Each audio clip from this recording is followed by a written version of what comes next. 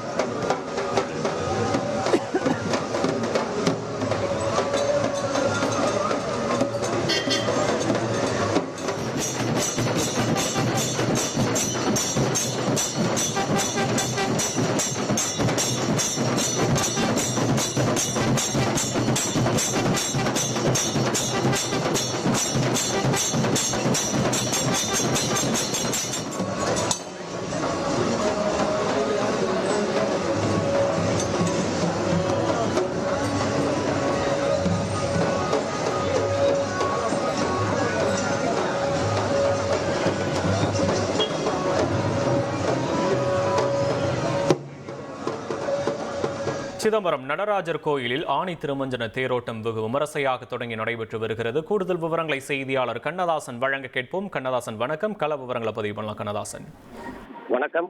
உலக பிரசித்தி பெற்ற சிதம்பரம் நடராஜர் கோவில் பஞ்சபூத தலங்களில் ஆகாய ஸ்தலமாக விளங்குகிறது.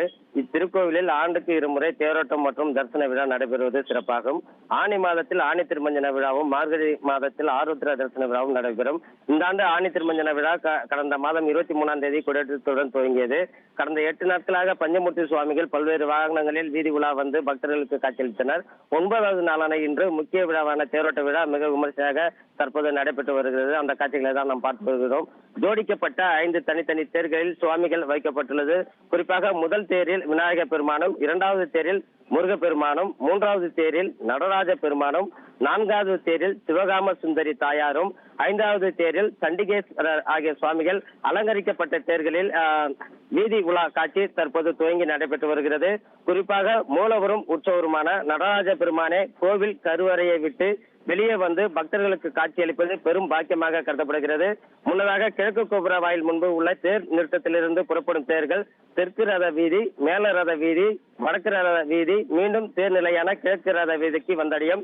இந்த தேரோட்ட விழாவில் வெளி மாநிலங்கள் மற்றும் பல்வேறு மாவட்டங்களில் இருந்து வருகை புரிந்துள்ள உங்கள் தந்திவன் தொலைக்காட்சியில் CID சகுந்தலா வெள்ளி தோறும் இரவு 8 மணிக்கு காண தவறாதீர்கள்.